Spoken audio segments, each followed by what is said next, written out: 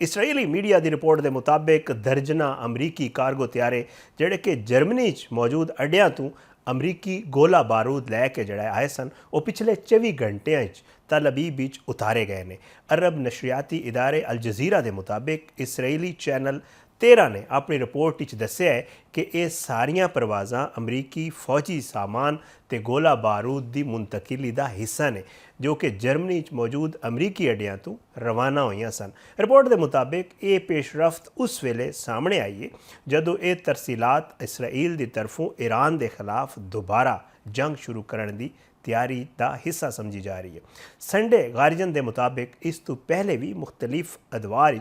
ਇਹੋ ਜਿਹੀਆਂ ਰਿਪੋਰਟਸ ਸਾਹਮਣੇ आ चुकिया ने जिन्हें यह कहा गया सी कि खिते कशीदगी वधण के दौरान अमरीका की तरफों इसराइल नूं फौजी सामान की फजाई तरसील नुमाया इजाफा होया। इस दौरान अमरीकी सैनेट के सैनेटर रिपब्लिकन रुकन सैनेटर लिंडसे ग्राहम ने भी सदर डोनाल्ड ट्रंप ते जोर दिता सी कि ईरान उत्ते दबाव वधाया जाए तो अगर तहरान जोहरी मुज़ाकरात तो इनकार करे तो उहदी तवानाई दियां तनसीबात नूं निशाना बनाया जाए। NBC नाल गल करते हुए उन्होंने यह कहा कि ईरान का तवानाई का निज़ाम जड़ा है वह सब तो कमज़ोर पहलू है तो जे जंग दोबारा शुरू होंदी है तो तवानाई नाल मुतालिक अहदाफ नूं सब तो वड्डी तरजीह देनी चाहिए। उन्होंने मुताबिक पुरानी हिकमत अमलियां दौरान तो नतीजे नहीं बदलणगे, इसलिए ज़्यादा नुकसान पहुँचाना जरूरी है ताकि ईरान मुज़ाकरात लई मजबूर हो जाए। उन्हें यह भी इल्ज़ाम लाया कि ईरान मुज़ाकरात नूं तूल दे के वक्त हासिल करने की कोशिश कर रहा है। रिपोर्ट के मुताबिक इसराइल की फौजी तैयारी भी इजाफा वेखिया जा रहा है और इसराइली सरकारी नशरियाती इदारे के मुताबिक ये कहना है उन्होंने कि मुल्क की फौज हाई अलर्ट ते ईरान नाल कशीदगी वधण के सबब किसी भी नवी अमरीकी कार्रवाई की हिमायत लिए फुल तैयार है। नाल मुमकिन तौर पर ईरानी तवानाई अहदाफ को निशाना बनाया जा सकता है। रिपोर्ट यह भी दसिया गया कि हाल ही जड़ा है वो अमरीकी सदर ट्रंप ने इसराइली वज़ीर-ए-आज़म नेतन्याहू के दरमियान जड़ा इन्होंने दोवां की आपस में तकरीबन 30 मिनट की टेलीफोनिक गुफ्तगू हुई है जिस मुमकिन फौजी कार्रवाई उत्ते गलबात की गई है। चैनल 12 ने यह भी रिपोर्ट किया है कि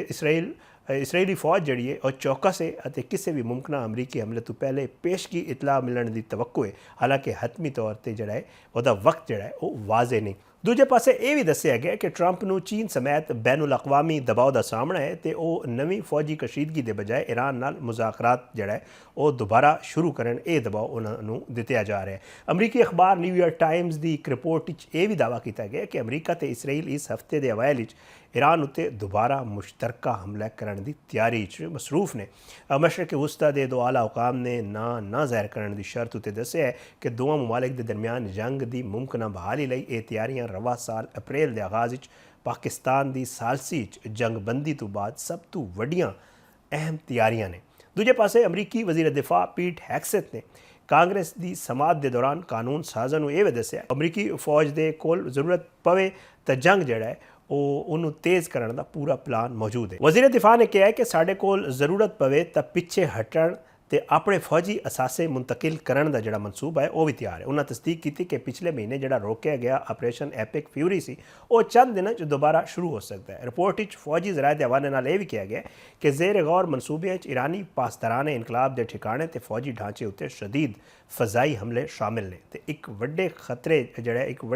खतरे आले मनसूबे के तहत अमरीकी स्पैशल फोर्सेस नूं ईरान ज़मीन दोज तनसीबात मौजूद जोहरी मवाद जड़ा है उन्होंने कब्जे लैण लई भी भेजा जा सकता है। इंटैलीजेंस रिपोर्ट यह भी दसिया जा रहा है कि सब तो अहम हदफ जड़ा है इसफहान की जोहरी तनसीब है और जिथे आलमी एजेंसी के मुताबिक 60% तक अफजूदा 200 किलोग्राम यूरेनियम जड़ा है वह मौजूद है। इस तो इलावा अमरीकी इंटैलीजेंस का यह भी मनना है कि ईरान ने अबनाए हुरमज़ के कोल अपने 33 चू जड़ा है वो 30 मिज़ाइल साइट्स दोबारा फाल कर दी ने जिस नाल आलमी जहाजरानी ते तेल के टैंकर नूं खतरा जितने टैंकर्स ने उन्होंने खतरा लाक हो गया। इसराइल हुकाम का यह ख्याल है कि मुज़ाकरात की नाकामी दे जड़े चांसेस ने वध रहे हैं जिसके बाद उन्होंने तवानाई मराकज़ ते मिज़ाइल सिस्टम्स उत्ते हमले की तैयारी शुरू कर दी है तो फौज नूं हाई अलर्ट कर दिता है। खिते इस वक्त 2 अमरीकी त्यारा बरदार जहाज़ USS इब्राहिम लिंकन तो USS जॉर्ज H.W. बुश समेत 20 जंगी बहरी जहाज़ अलर्ट खड़े ने जो कि किसी भी अचानक हमले का जवाब देने लई मुकम्मल तौर पर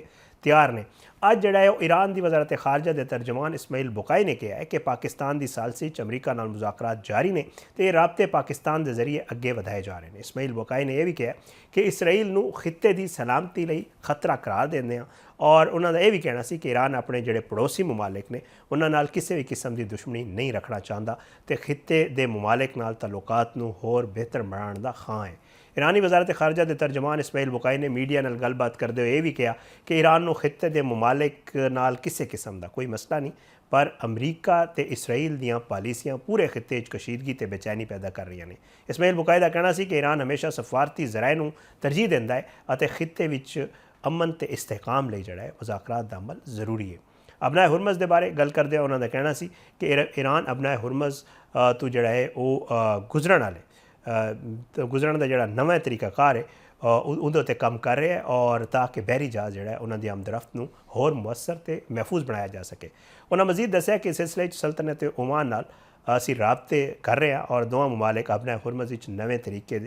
दे बारे जोड़ा है वो मुशावरत ते गलबात कर रहे हैं। अरब नशरियाती इदारे अल जज़ीरा के मुताबिक ईरान ने इब्तदाई तौर पर 14 नुकात का फ्रेमवर्क अमरीका को पेश किया सी, पर वाशिंगटन ने उन्हें मुस्तरद कर दिता। बाद ईरानी हुकाम ने इख्तलाफात घटाने की कोशिश कुछ नवे तजावीज़ भी दिते सन और जराए दस रहे हैं कि गुज़श्ता रोज़ तेहरान को पाकिस्तान के जरिए अमरीका की तरफों कुछ होर तरामीम भी मौसूल होई ने जिन्होंने उत्ते ईरानी हुकाम ने गौर किया तो अपनी नवी पोजीशन पाकिस्तानी सालसा नूं दस दी है। दूजे पासे ईरान की जी नीम सरकारी खबर असा एजेंसी फारस न्यूज़ है वो गैर मुसद्दका रिपोर्ट दावा किया है कि अमरीका ने ईरान से आयत पाबंदियां खत्म करने दे नाल जड़ा हर महाज से जंग रोकण ते ईरान के मुंजमद असासे जड़ा मुकम्मल तौर पर बाहर करने के मुतालबे मुस्तरद कर दिते हैं। पर ईरानी वजारत खारजा के तर्जमान इस्माइल बुकाई ने रिपोर्ट्स जड़ा महज कयास सराइयाँ करार दित्तियां ने और इन्होंने मुस्तरद कर दिता है। इस्माइल बुकाई ने वाजे किया है कि ईरान के पुरअमन यूरेनियम मौजूदगी के हक से किसी भी किस्म का समझौता नहीं होएगा तो यह मामला मुज़ाकरात नाकाबिले गुफ्तो शनीद है। यूरेनियम अफजीदगी का मसला जोड़ा अमरीका तो ईरान के दरमियान सब तो वड्डा इख्तलाफ बन चुके हैं क्योंकि अमरीका ईरान को कम अज़ कम 2 दहाइयां तक मुकम्मल तौर पर यूरेनियम अफसूदगी रोकण का मुतालबा कर रहे हैं और ईरान जी मुमकिन अमरीकी फौजी मुदाखलत के मामले उहदे उत्ते जिहड़ा अमरीका के अंदर सियासी तनाव भी वध गया है। अमरीकी सदर डोनाल्ड ट्रंप की साबका करीबी इत्तेहादी ते रिपब्लिकन रहनुमा मार्जोरी टेलर ग्रीन ने खबरदार किया है कि अगर अमरीका ने ईरान फौज उतारी तो मुल्क सियासी इनकलाब वर्गी सूरत हाल पैदा हो जाएगी क्योंकि अमरीकी अवाम जड़ा है वो होर गैर मुल्की जंगा नहीं चाहते। अमरीकी मीडिया रिपोर्ट्स के मुताबिक रिपब्लिकन रहनुमा ने सोशल मीडिया प्लेटफॉर्म एक्स से जारी अपने बयान ईरान के खिलाफ मुमकिन अमरीकी फौजी मुदाखलत की सख्त मुखालफत की है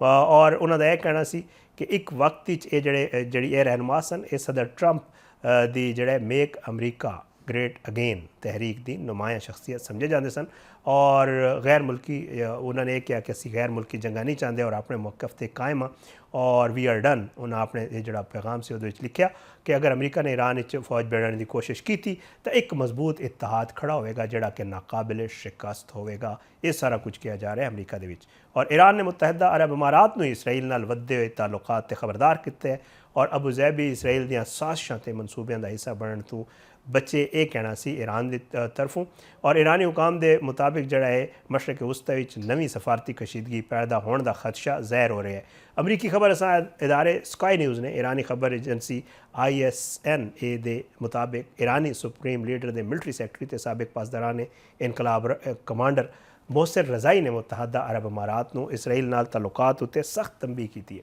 और मोहसिन रज़ाई ने कहा कि तेहरान मुत्तहिदा अरब अमारात ते इसराइल के दरमियान वधदे राबते की मुकम्मल आगाही है। उन्होंने कहा कि ईरान ने हुण तक अमारात नाल दोस्ती का वो दरवाज़ा बंद नहीं किया पर ईरान के सबर का भी जड़ा है वो एक ईरान के सबर की भी एक हद है। उन्हें खबरदार किया कि मुत्तहिदा अरब अमारात को इसराइल दीयां पॉलिसियां साजिशां ते मनसूबियां उलझण तो बचना चाहिए क्योंकि ये गल पूरे खिते बेचैनी ते अदम इस्तेहकाम पैदा कर सकती है।